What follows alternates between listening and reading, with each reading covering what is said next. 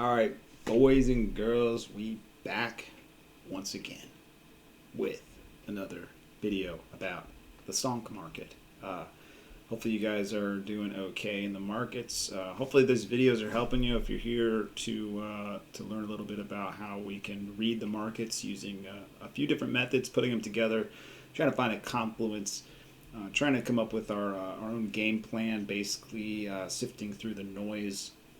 And so if you're new, stick around. I'm pretty sure you're going to learn something new. And if you're here again, you guys hopefully are enjoying this type of update.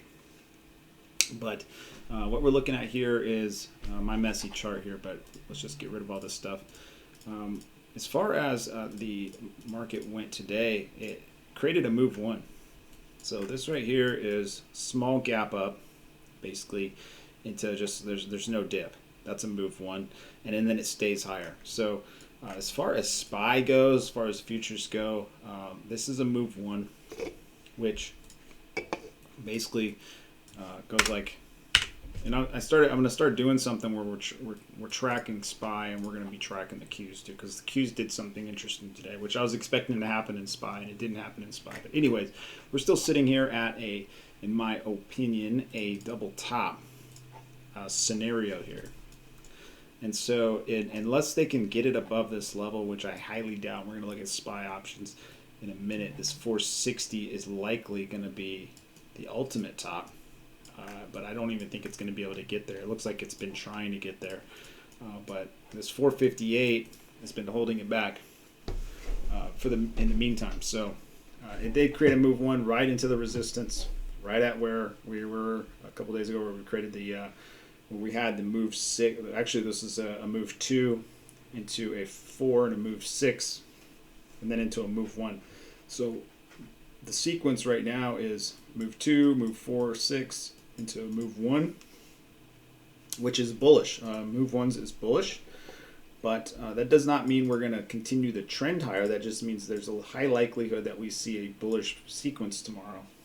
But if we look back, our last sequence was a 7-1-1-13-4-7-7, which was all bullish, 100% bull. And then we broke the pattern. We went from a 2 to a 4 and a 6. So right at the top, this is what you expect to see happening at a top. And then they hit you with a move one on a small gap up. Move one isn't the most bullish pattern. It is fairly bullish, but it's not the most. So in my opinion, I expect a move two or three to happen tomorrow. But there is a likelihood of a move 11. So move 11 is going to look like something like this. Sort of like what this did right here. This is a move 11. And the only reason it's a move 2 is because we're considering where it opened and it ripped and then dropped. That's a move 2. It goes like that. But actually the entire pattern, if you consider here, was just a move 11. And then we're probably going to see something like this again, where who knows where they open this up. Maybe they open it here, they rip it, and then drop it. You'll probably see like some kind of move two. That's kind of what I'm expecting. I'm expecting something like this. And then you'll probably see it stop right around here. Unless they're just going to crater it. Now, if they crater it, there are some lower levels that we're going to definitely start seeing. 452. I do expect 436 to get tapped again at some point. I'm not sure when, and I'll show you why. The SPY levels with what happened today is that retail is extremely bullish. Not extremely, but pretty bullish. And that makes sense because they did hit us with that move one. So retail is still sitting bullish, probably hoping for a gap up here. If we do gap up here, I'm definitely going to be leaning bullish. And I doubt we do gap up. I think we're gonna open much lower, and that would be really nice. And the reason is because everybody else is bearish. 5,000s, 15,000s bear, 30,000s bear. So, and then you can see the option strikes. 436 is all the premium. 460 is where it's at. 436, 457s, 436, 457. So we're at the top as far as the options go, and it makes sense to me. If nobody's willing to essentially keep buying options higher, that just means that they want lower. So if buyers want lower prices, I mean, I'm totally down for seeing 436 again. As far as trying to buy a dip, that would be really nice. So I'm looking at that. Let's go look at the Mobidex here. We track this Mobidex here on a daily basis. We're actually seeing a minus 5,500. The Mobidex is going to be the tracking of unusual options activity across the indexes, across the stock market, and individual stocks. It adds them all up, creates an index. So right now we're at a minus 55. We were at minus 10,900. We went to minus 55,000. So we actually came up a little bit. We bounced. This is, I kind of use this as an oscillator. So right now we're just kind of in the middle, at the lower range here, whatever this little middle band is. And so it's probably some like linear regression or whatever. Get rid of this.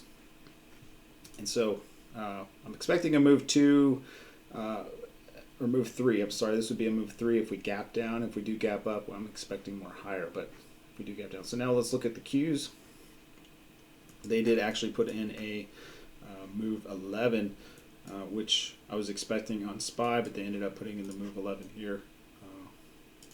Basically, you open, you rip higher, and you end up where you opened. That's a move 11. So that's a topping pattern. Again, this is a triple top here. Unfortunately for any bears, or bulls, you got the triple top that formed. So now, basically you're just looking for lower.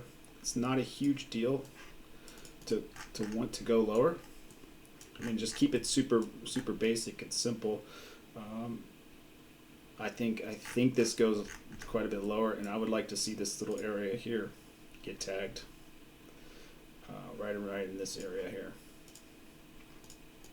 That was our last breakout. So 450, that would be nice. If we could see the Qs I don't think it's going to happen tomorrow. I don't think we're going to go that low. But, we'll probably come like right here or something like that. I'll leave these here and we'll see if we come to these levels. But this is just kind of my basic idea. I don't expect this to actually... It will have rebounds, but I don't think it's going to end up closing anywhere higher unless there's some crazy news. And they did delay the infrastructure vote because they didn't have enough votes. And so, yeah, there's that. So expecting downside now that the sequence is continued.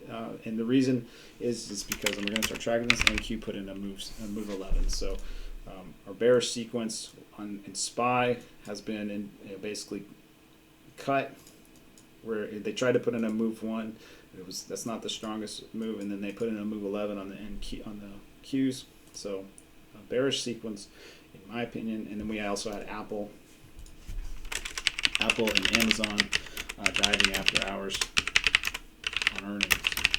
So big players that are down. So definitely a bearish sequence. We are bullish as far as risk goes. So the way I look at this is any of my long-term plays, I'm looking to hold them right now, at least while this bearish sequence is playing out. But as soon as I start seeing a bottoming pattern, or if I start seeing this bearish sequence invalidated, I'll be looking to add back, start adding more longs again. But I don't want to be selling longs here. I just want to be holding through the chop, essentially, until the chop is done. And so the chop, the sell-off, the chop, it always ends at some point. You never know where it is. So don't, we're sitting here trying to time a day trade, but we're not really trying to time the longer term period. We just want to know what kind of risk environment we're in. And right now it's sitting at a 90. So we went 80, 95, 90, 95, 93, 90, 90. So nothing changed as far as risk on. It's still risk on. My themes right now, I'm just kind of looking at supply chain, inflation, infrastructure, small caps. Blow off top indicators, so like Lucid going 46% in one day after many months of not really doing a whole lot. It has a few short periods of time where it's a really good play, but most of the time it just sits there. And then crypto as well. So we're kind of watching what crypto does, because we got like SHIB and some other cryptos that are just going crazy. So anyways, hopefully this video helps you guys understand a framework for how to put together a trade plan. My plan is basically to short the rip at this point until otherwise. Like if we have a gap up tomorrow, I would not be shorting any rips. If we gap up into all-time highs, that would be extremely bullish to me. That would invalidate my bearish thesis right now in the short term. I'm bullish long term. So, yeah, hopefully this helps you guys. If you like this, subscribe. Peace.